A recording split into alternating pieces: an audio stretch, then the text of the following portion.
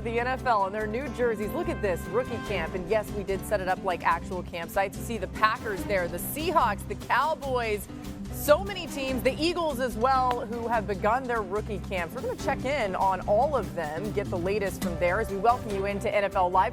So glad that you are with us here. Jeremy Fowler joins us. He is my suit twin today. We planned this. We didn't really, but great minds think alike. Exactly. Nothing like a good gray suit. Jeremy's got a lot of news, insights. We got Tim Hasselbeck, Davian Woody with us throughout, and Jordan Reed is going to join us for his way too early 2026 mock draft, but I got to say it's never too early for that.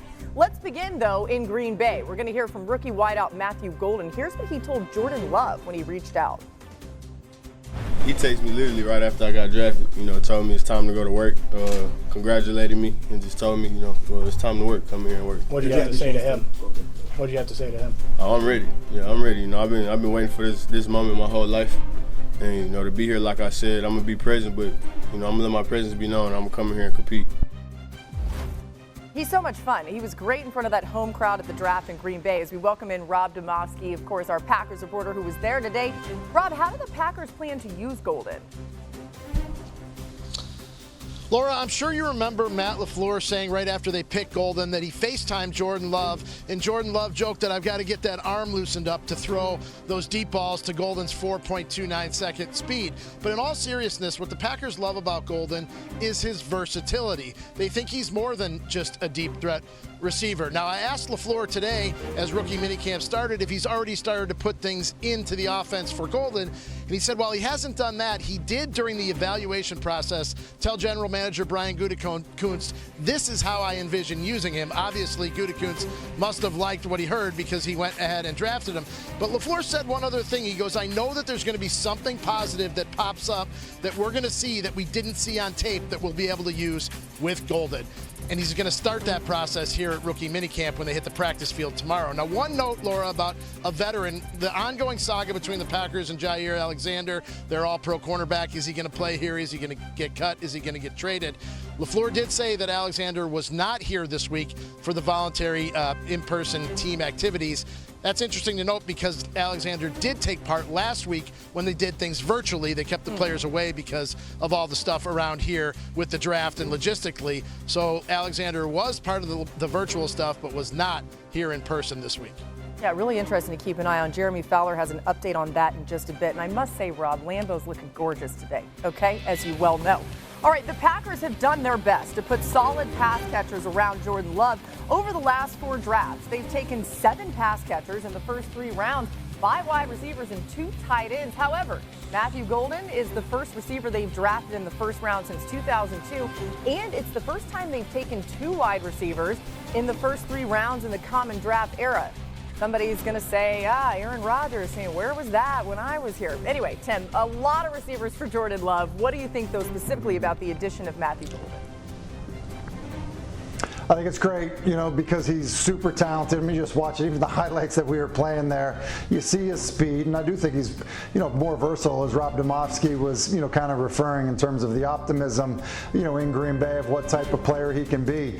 And I would say, I actually think Green Bay has had a pretty good receiving core, especially when you factor in, their tight ends and the way that they've played. And so, to me, it really wasn't this glaring area of need, other than to say some of these young, productive wide receivers that they've had, they've been injured. And so because of that, I think, getting a dynamic player who's young, kind of build, into the room, I think should be really exciting for Packers fans. And so, look, they did that, but they also did other things. They still, addressed the offensive line in the 2nd and 7th round. Like, there are other things that they need to do, but I do believe the continuity in Green Bay and what they're building around Jordan Love, look, I think gives you a lot of optimism for how they're going to fare in the division.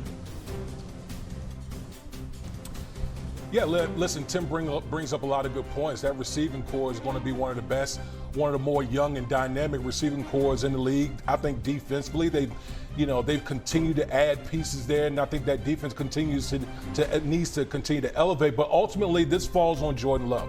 And when you talk about Jordan Love, you're talking about a guy who's immensely talented, sometimes can be reckless with the football. And I think if Green Bay ultimately wants to go to where they want to go and vie for a championship and win that NFC North, I think Jordan Love has to play more consistently. No one has ever questioned the talent that he has, but he just needs to be more consistent. If he can do that with all the pieces that's surrounding Jordan Love, this Green Bay Packers team is as good as anyone. Yeah, D-Wood, the Packers and Jordan Love got help with drafting Matthew Golden in the first round, breaking serious precedent. Hadn't taken a wide receiver since Javon Walker in 2002. Why did they do that? One team source told me he was, quote, too good to pass up, because I was told Golden in the process figured he would be in that sort of 10 to 22 range, as high as the Cowboys number 12. He was considered one of the finalists among the teams that they were shaking out. So he had a top 30 visit with the team, everything. Yeah, and lucky for Jordan Love. I think everyone's going to love what Matthew Golden brings to the table. Now, we promised Jeremy an update on Jaire Alexander. You heard what Rob Domofsky said. What are you hearing about him right now? Yeah, Laura, so I was told Alexander and his camp never really expected to be traded, at least up to this point, because in early March around free agency, the team and the players started discussing some options, like, hey, let's leave the lines of communication open. If we can find a trade that makes sense for the team, we'll do that. So the player talked to some teams, the team talked to some opposing teams to see what the market value would be. A lot of those teams had interest, but they wanted to wait until after the draft. And now they're through the draft. There still isn't a lot of momentum for any sort of deal for Alexander, who, despite being a top 10 cornerback in the league for a long time, is due $17.5 million. Durability is a major issue. So the common sense here might just be that both sides can talk about a new reworked package maybe. Yeah. Perhaps the Packers can get some salary cap help, get that number down a little bit if Alexander would be willing to do that. Whether he is or not remains to be seen. Again, Rob Domofsky reporting that he was there for virtual meetings that the team had last week during the draft, and then has not been here with the voluntary workouts. We'll keep an eye on that. All right, to our next rookie camp going on today. That's in Philly. The defending champs bolstered their defense with Jahad Campbell and 5 other defenders who are all out on the practice field today. Pretty cool. The Eagles entered the 2025 season looking to become the 10th team ever to repeat as Super Bowl champs. Overall, there have been 16 instances of a team returning to the Super Bowl the season after winning it. The Eagles will have to get back there without their offensive coordinator from last season, of course, Kellen Moore. Damian, Howie Roseman keeps rebuilding the Eagles team in the draft. Is that enough, though, for them to repeat? Because they have lost a lot of guys, too, in free agency and otherwise. Yeah, listen, some of those guys have graduated from the program, but the one thing that Howie Roseman has always done, he's a master at restocking. Sometimes with Howie Roseman, he's zigging while everyone is zagging. So he goes out here in the first round, he gets Jahad Campbell, the linebacker out of Alabama, and you're talking about, a guy who's just, ultra athletic, fast, comes downhill, and then all the other picks that they added on the defensive side of the football. So, yes, while they've lost some players on the defensive side, but they continue to restock and retool. And the one thing about this Philadelphia Eagles team, they're strong in all the right places that you need to win football games.